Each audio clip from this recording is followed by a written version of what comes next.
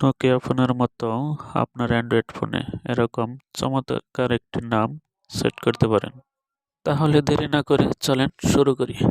আপনার ফোনের মেনু থেকে সেটিং অপশনটি খুঁজে বের করুন।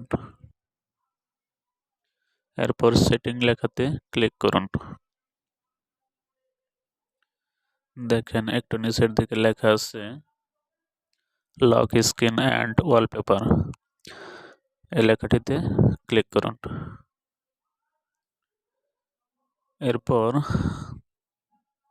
লক স্ক্রিন সেটিং এই লেখাটিতে ক্লিক করুন। এরপর নিচে লেখা আছে অ্যাড টেক্সট অন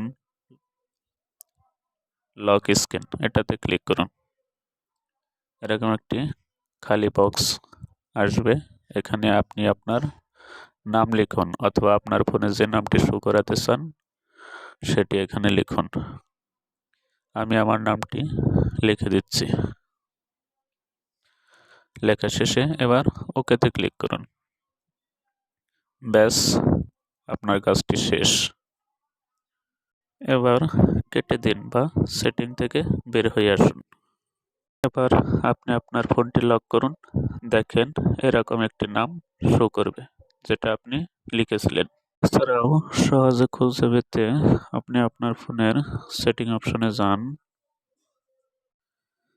এরপর সার্চ বারে ক্লিক করুন। এখানে লিখুন অ্যাড টেক্সট। দেখেন সার্চ করার সাথে সাথে লেখা আসছে add text on lock screen. এই লেখাটির উপর ক্লিক করুন।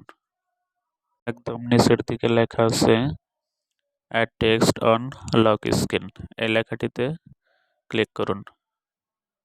যেহেতু এর আগে আমরা এখানে নামটি লিখেছিলাম তাই এখানে নামটি শো করছে। ওকেতে ক্লিক করুন। ব্যাস, আপনার কাজটি শেষ। এখন আপনি আপনার ফোনটি